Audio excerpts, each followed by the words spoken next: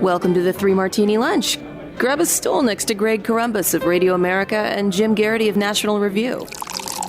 Three Martinis coming up. We are so glad you're with us for the Wednesday edition of the Three Martini Lunch. Your stool is ready. We've got good, bad, and crazy martinis to serve up to you. And so let's dive right in. And Jim, we're less than a week into the 2020 Summer Olympics. It still weirds me out that they're calling them the 2020 Summer Olympics when it's not 2020 anymore. But, you know, the branding was done a long time ago, so I get it. But anyway, the Olympics are underway. And one of the frustrating parts is how political our own team has become in some ways. We've got a big debate over Simone Biles deciding not to compete in the team competition. There was, of course, some people happy to see the women's soccer team lose their first game because of their politics and approach to the anthem and so forth. And so I hate to see the Olympics become divisive in this way, but we've got a good news Olympic story. It doesn't actually impact Team USA, but on the world stage, I think it's pretty significant, and hopefully it gets even more attention. This has been reported by a couple different places. This is Emily Zanotti over at dailywire.com. An Iranian defector who won an Olympic silver medal in judo bucked the trend on Tuesday, dedicating his medal to Israel and thanking that country in Hebrew for his second-place finish in the men's 81-kilogram judo final. Saeed Molae dedicated his first-ever Olympic medal to Israel and thanked the country for the support they have given him after a nail-biting final, the Daily Mail reported Tuesday afternoon. The judo champion, who trained in Israel with their national judo team in the months before the Tokyo Olympics, thanked the country in Hebrew as he dedicated his first-ever Olympic medal to Israel. Quote, in English obviously, "Thank you to Israel for the good energy," Molae reportedly told the Israeli sports channel after losing the final match to a Japanese athlete. Quote, "This medal is dedicated also to Israel."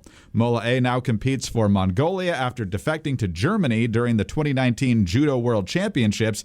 He left the Iranian team despite being one of the team's up-and-coming stars after Iran's minister demanded that he withdraw from a judo match rather than spar with an Israeli athlete, something that at least two competitors have done this Olympics alone. And so, Jim, we've seen before how politics has impacted the Olympics, not usually in one's own country like we're seeing right now, but on the world stage, whether it's Munich 72 or various Olympics during the Cold War and so forth.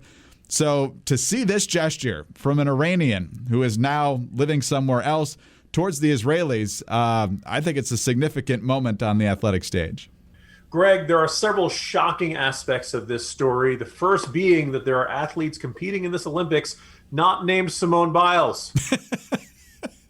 Just handed to me. Kind of shocking. A whole bunch of them, lots of other countries. And just apparently NBC News was never informed this. There are actually athletes besides Americans competing in the Olympics. And sometimes they're interesting stories. I'm not saying we need the, 40-minute sob story documentary that NBC seems to give for every single athlete. But nonetheless, sometimes you can get some fascinating stories about this. Secondly, you heard about this every now and then about one team refusing to play an Israeli team in international tournaments of athletics. I hadn't realized that, the Iranian ministers have said, you will not compete for a medal rather than compete against an Israeli. By the way, you'd figure if an Iranian athlete beat an Israeli athlete in any competition, that would be the biggest deal in the whole wide world, or the biggest deal in Tehran. That'd be, they'd be celebrating that for ages because, let's face it, folks, people don't win a lot. It's not like people win a lot of wars against the Israelis. So you got to celebrate your victories against the Israelis where you can find them. But Iran, and I think deep down they realized losing to an Israeli athlete would be terribly humiliating. Although, no, in the end, we all know they'd probably just blame it on a Mossad plot or something like that. And then finally, the other aspect about this story that just kind of jumps out and seems kind of interesting. As you mentioned, I'm going to call him the judo guy because that's otherwise it's very difficult to spell or pronounce. He competed for Mongolia after defecting to Germany, but even though he started with the Iranians. Greg, is free agency ruining the Olympics? Okay, it's not really free agency, but you do. Obviously, there are folks who can't make the team of their born country. So if they have dual citizenship, they'll figure out, okay, I might have a shot of making that country's team. So let me see if I can do that. And it is not quite, totally free agency, but you do see certain athletes sort of shopping around and looking to see what their options are. And very often, if you're a country that doesn't have any particularly good competitors on the world stage or something, they're happy to take them. So at some point, it's just a matter of time before the International Olympic Committee, having realized that they need broad new avenues to appeal to new fans and to develop new markets for corruption. In fact, my understanding is that this year has been really kind of, because of the pandemic, because of all the other changes, they just haven't been able to be as corrupt as they usually are. So this is just causing all kinds of other things. So this is a strong, promising opportunity. Just let every athlete all around the world sign for free agency. Obviously, the big country, we would be effectively the New York Yankees. We would be able, you know what? The Russians or the Romanians have a bunch of good gymnasts. Let's go out. We're just going to go out and sign them. Let them immigrate. Actually, everybody wants to immigrate to America anyway. But, again, this would be kind of a great way of just draining all the good athletes from all the other countries that are oppressive and authoritarian and all of that. I am reminded of a line from a novel where some Russian was boasting about all the great things Russia had done and talking about Tolstoy and Tesla, and he goes on about Baryshnikov, and so the American observes, no, you guys had Baryshnikov. We have Baryshnikov now, so. We can always, the Western world can always say, yeah, you might raise really good athletes, but they want to play for us. Yes. Yeah, that's a good point. You'd have to sign most of these people to 4-year contracts, I'm guessing, to get through the next Olympics. Yeah, or signing them in the off years really doesn't do you much good. Or through the next Olympics, because, you could have signed them through 2020, and then all of a sudden this year you're like, mad scramble for these people. But, Iran's performance at the Olympics hasn't been good. In fact, Iran... they've been on a pretty rough stretch ever since the Battle of Salamis against the Greeks back in the BCs. They were known as the Persians then. So Iran proper really has not had a good Olympics or athletic performance in a very long time.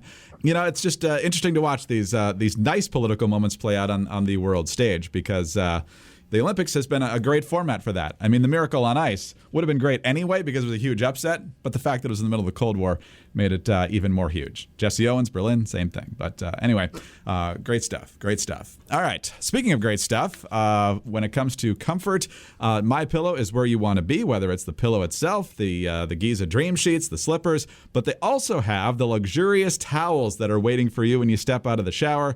I tell you every day, these things are big, they're soft, they're fluffy, and it's amazing how quickly I get dry with these towels. And right now, you can get them at a massive discount. Each set is 2 bath towels, 2 hand towels, and a washcloth 2-pack. They are made from a proprietary technology that makes them highly absorbent and soft to the touch without that lotiony feel. They're made from cotton grown right here in the United States. They're available in a variety of colors and sizes. And they're machine washable with a 60-day money-back guarantee and 1-year limited warranty. Usually, the 6-piece towel set costs you $109.99. Today, $39.99. So visit MyPillow.com and use the promo code Martini at checkout, or call 800-874-0104. The MyPillow 6-piece towel set for only $39.99. Now, while you're there, take advantage of the deep discounts also on other MyPillow products, including the Giza Dream bed sheets and the MyPillow premium pillows. Again, MyPillow.com or call 800-874-0104.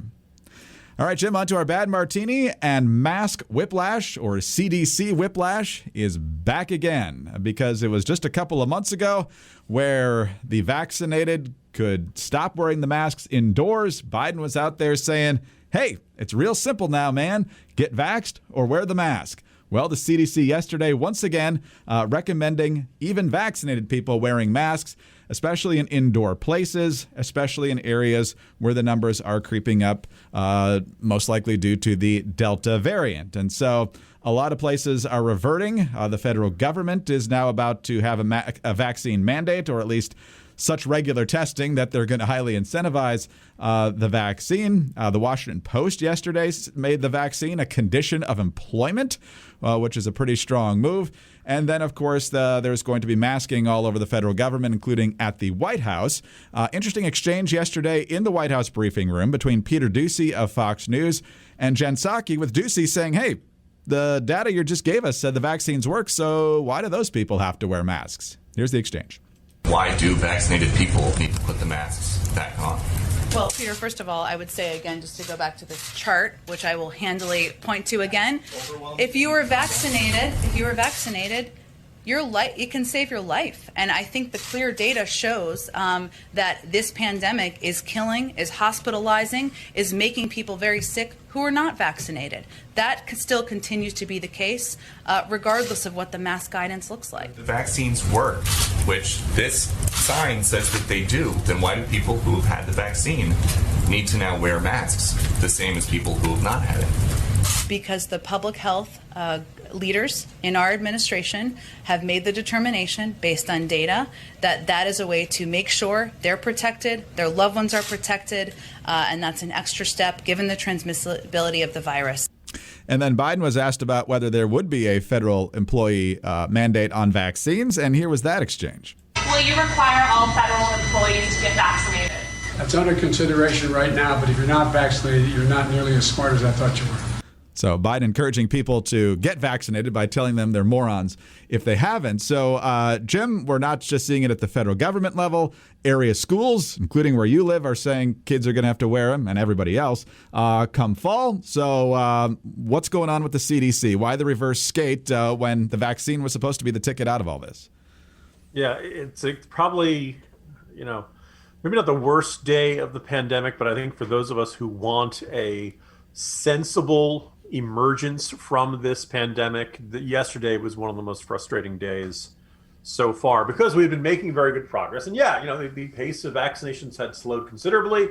There are, I think it's safe to say that since every American's been eligible since about mid-April or so, if you haven't gotten vaccinated yet, it's because you don't want to. They're available at every single drugstore. They're free. They were doing the lotteries. They were doing the mass vaccination events. The country has done everything possible to make vaccination as easy and accessible as possible. And there's a chunk of Americans who've chosen not to do it. Oh, by the way, I think it's kind of easy to forget that we have lots and lots of Americans who already have gotten vaccinated and who have, gone out and taken that opportunity. And one of the reasons they did so was because they didn't want to, they wanted to be protected from the virus. And they wanted to, stop having to have social distance, stop having to wear masks, all that kind of stuff. Now, look, the Delta variant is more contagious than previous versions of the virus. It is not more virulent, meaning it is not more dangerous. It is not more likely to kill you. As the CDC and the Biden administration and everybody else keeps emphasizing, right now we have a pandemic of the unvaccinated, right? If you're vaccinated, you may get infected. No one ever said the vaccine will prevent the virus from getting into your body at all. What it will do is it'll prevent you from getting really, really sick. It'll prevent you from needing hospitalization, and it'll prevent you from dying. Now, those are all pretty good, important stuff. The interesting question, the whole question we've had along was, if you are vaccinated, could you still give it to other people? Now, there's conflicting evidence of this because it sounded like this decision was made based on on evidence suggesting that vaccinated people who catch the Delta variant still have a high viral load. I mean, you got a lot of virus in your system, even though it's not able to do nearly as much damage because your body is prepared to fight it off. But now this was a leak earlier today of somebody saying, actually, no, they don't have irrefutable proof of this. Right now, that's a suspicion. That seems like you're putting a lot onto that assessment because a lot of people will be saying, wait a second, no, in May, you said we could all take our masks off. The Delta variant was around in May. It wasn't quite as prevalent as before now, but it was out there. What's changed? What changed from 2 days ago? What changed from 2 weeks ago? What changed from 2 months ago? Because really nothing with this virus has changed. And the answer is that the administration and the CDC have decided that protecting the people who are unvaccinated is so important that they want you, who's going out there and get vaccinated, we're asking you to do more to help those who will not take action to protect themselves. Now, are there people out there who can't get vaccinated? Sure, every kid under 12. And, right now, much to my frustration, because I have a child under 12, I'd like to, get my child vaccinated, my younger son vaccinated as soon as possible. Looked like it was going to be mid-fall, and now the CDC, the Food and Drug Administration, is saying, well, it might be mid to late winter, which is really frustrating, right? Because, obviously all these kids, they get tired of wearing masks. We'd like to be able to, go back to normal life for them. And, oh, by the way, if the good news is if you're under 12 and you catch COVID-19, even the Delta variant, chances are you're going to be fine. Some kids will get the sniffles. Is there a chance of that inflammatory syndrome that freaks people out? Yes, but it's something like 1 out of every 100,000 kids will get it. And, of those, most of them are capable of making a full recovery. You want to catch it, you want to treat it. I'm not saying there's nothing to worry about there, but by and large, we do not need to go to DEFCON 1 in all of our health measures because of the risk of COVID-19's Delta variant to children. Second thing is a group of people who are allergic to the vaccines. Again, very, very rare, but it does exist.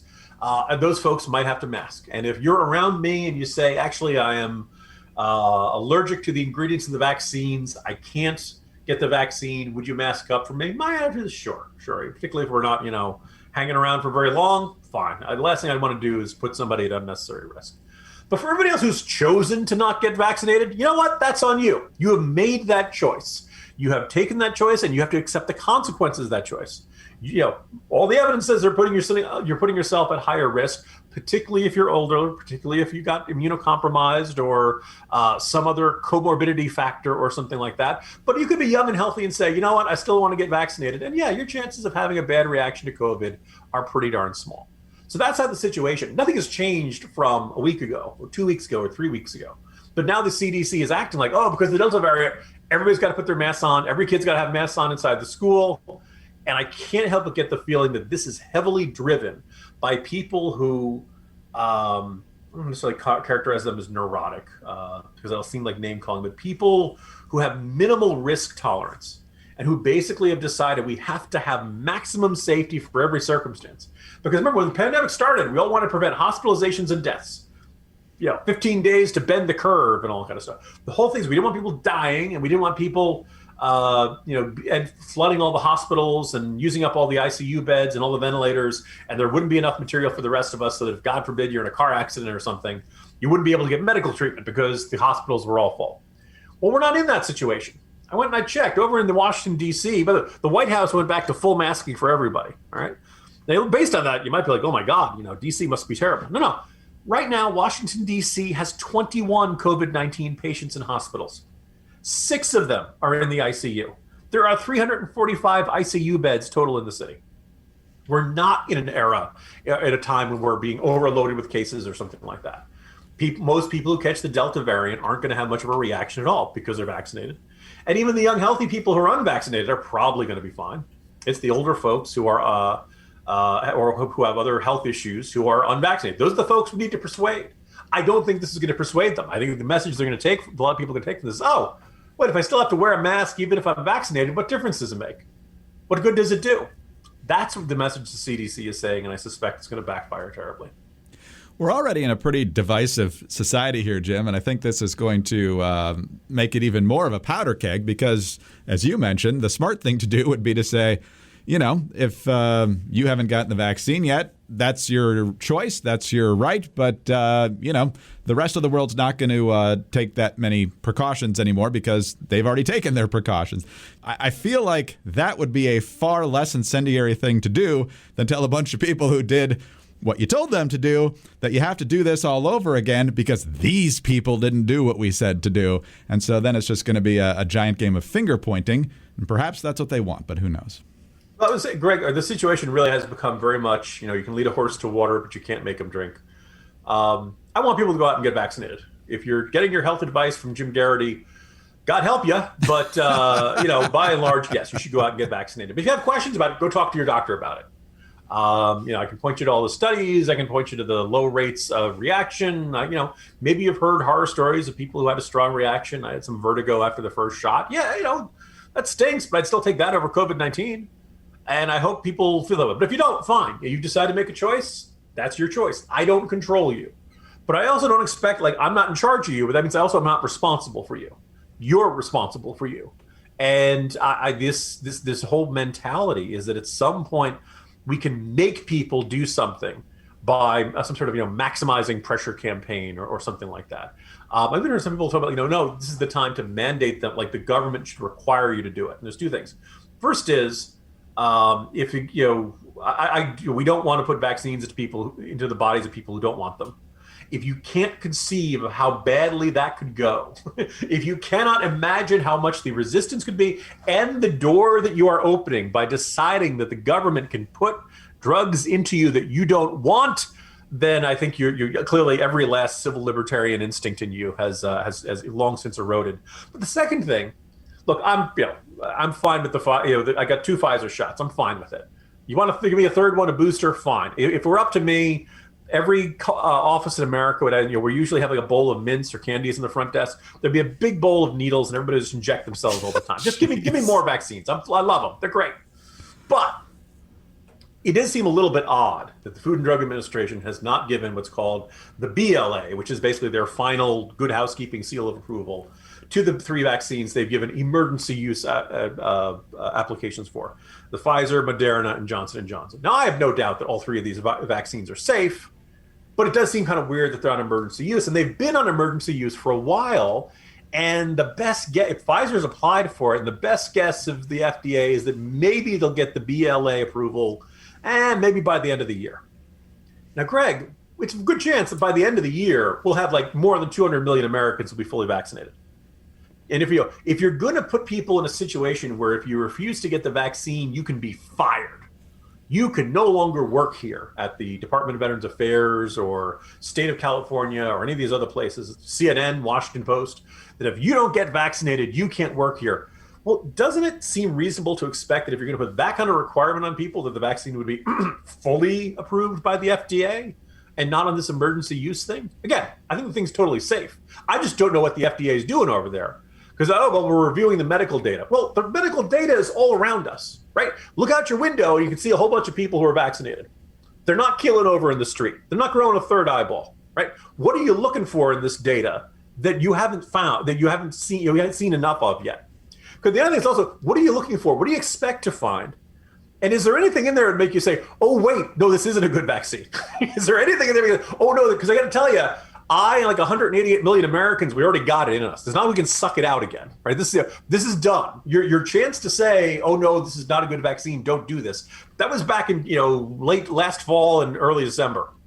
That's when the FDA had the opportunity to say, after this. So it just seems utterly bizarre that final approval of this drug could happen, if not when the entire pandemic's over, then after it's in the arms of 200 million Americans. None of this makes sense. It screams all the flaws of the federal bureaucracy. And I just wish the weed agency had not been quite so prophetic.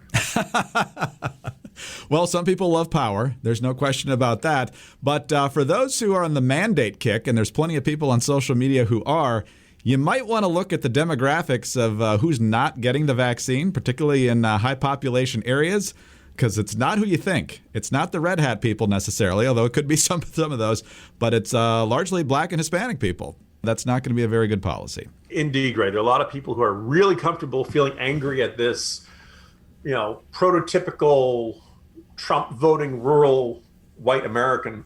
And I don't like that person. I don't like who they voted for. They really enjoy it. And yes, by sheer percentages of who's vaccinated, you're going to find more of those in those Republican-leaning and rural counties. But in sheer numbers, I may have mentioned, it's like more than 4 million people in Los Angeles County who aren't vaccinated right now. There just aren't that many Trump voters in Los Angeles County. So a whole bunch of these people are apolitical or Biden voter who don't fit this category there. So anyway, on that, I'm at a point where I think the FDA is just mailing it in. They are. And since it's the government, they're probably not using stamps.com, and because that would be so much easier than mailing it in, and it would save them a whole lot of money. But, most people are ready to get back to normal, even if the government won't let them right now.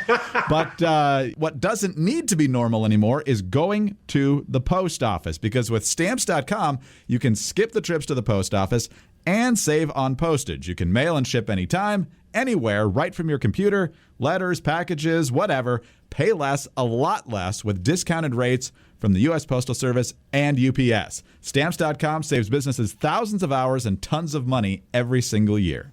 Stamps.com is a no-brainer, saving nearly 1 million small business owners like you time and money. They offer deals that you just can't get anywhere else, like up to 40% off of the U.S. Postal Service and up to 66% off of UPS shipping rates. And with their switch and save feature, you can quickly compare carriers to find the best rates every time. So stop wasting time going to the post office and go to Stamps.com instead. There's literally no risk. And that's not a Joe Biden literally no risk. And with our promo code, 3Martini, all spelled out, all one word, you get a special offer that includes a 4-week trial, plus free postage and a digital scale. There's no long-term commitments or contracts. Just go to Stamps.com, click on the microphone at the top of the homepage, and type in 3Martini. That's Stamps.com, promo code 3Martini, and save, save, save. Stamps.com. Never go to the post office again. Well, speaking of Joe Biden, Jim, as we head to our crazy martini here, he was supposed to be the middle-of-the-road Democratic candidate compared to Bernie Sanders and Beto and Elizabeth Warren. He's supposed to be the reasonable one. He's not one of those crazy people that wants to tax you to death and go with the radical fringe. Well, guess what he's doing? He's nominating some people who are pretty much affiliated with the radical fringe. This is from the Free Beacon. President Joe Biden's nominee for U.S. Attorney for Massachusetts is a progressive district attorney who opposes the prosecution of drug dealers, not just users, dealers, and has worked closely with a group that supports defunding police departments. Biden on Monday nominated Rachel Rollins, the district attorney for Suffolk County, to lead the U.S. Attorney's Office in Boston. Rollins is a member of the new wave of progressive prosecutors pushing a radical criminal justice reform agenda in their cities. Rollins' critics called her, quote, the grande dame of the rogue prosecutor movement when it comes to her non-prosecution practices. Back to the story, the nomination comes as Biden attempts to downplay allegations the Democrats are soft on crime and that they support the movement to defund police departments. While numerous Democratic lawmakers support the defund cause, Biden accused Republicans last week of lying about Democratic support for the issue. Last year, Rollins partnered with two other Soros-backed district attorneys to form the Truth, Justice, and Reconciliation Commission, which was modeled after South African tribunals. And they've also Rollins has also collaborated with Sean King, who you might know as the white guy who says that he's black, and it's very, very radical. Malcolm X. Talcum X, exactly. And it's very, very left on criminal justice issues and many other things. So, Jim, the guy who was, the return to normalcy, not too normal here when you're nominating people who refuse to prosecute criminals. So it was way back. I actually looked this up because I knew we were going to talk about this. It was back in 1980s presidential transition, the dawn of the Ronald Reagan presidency. And Reagan's director of personnel, Scott Faulkner, once said, personnel is policy, right? The conservatives were complaining about this, and he was focusing too much on personnel and not getting their legislative stuff done. The point is that personnel is policy. There are so many decisions that are reached by the government that don't happen through the legislative process and that generally don't generate big headlines. That in fact, like this is where actually really important consequences are, and that if you can get a rock-ribbed, genuine conservative activist into one of these positions, you can do a lot of good, even if it isn't necessarily, you see this register, you see this in all kinds of obscure decisions and regulations and things that federal agencies do that you're not necessarily going to see, is like a big legislative battle like we're seeing over infrastructure or something like that. Personnel is policy. And the second thing is that because there are so many important positions that a president needs to appoint to, I mean, Department of Justice comes to mind and all the U.S. attorneys, but, everybody from ambassadors to, just every part of the government and, all kinds of agencies you don't really think too much about, like National Park Service and Department of the Interior and things like that. All of this stuff adds up and really kind of creates what a presidency can do. And one of the things you kind of think about is that even if a candidate says, oh, I'm this way, I'm on this side of the spectrum, somewhere in those 4,000 appointments, if they do fill all of those positions, they're going to end up making some folks who are probably of a different variation of the flavors within that party. So just kind of keep that in mind. But the other thing that I'm left with, Greg, is you describe a prosecutor who has a non-prosecution philosophy towards a whole bunch of these crimes, like drug dealing. I'm reminded of the film Office Space and the two consultants who come in and ask, so just what is it you'd say you do here? And I'd really love that a prosecutor who doesn't believe in prosecutions to face those consultants to say, okay, so what do you do if you're a prosecutor and you don't want to put people in jail?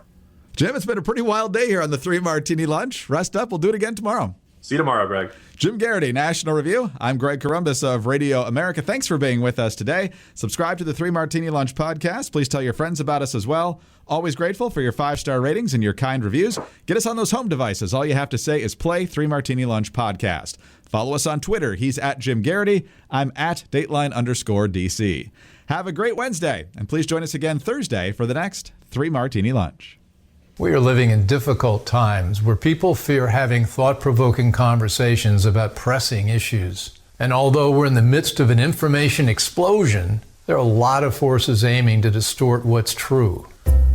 I created The Bill Walton Show to provide a forum for in-depth, thought-provoking conversations with leaders, artists, entrepreneurs, and thinkers. Please join me at thebillwaltonshow.com to explore what's true, what's right, and what's next.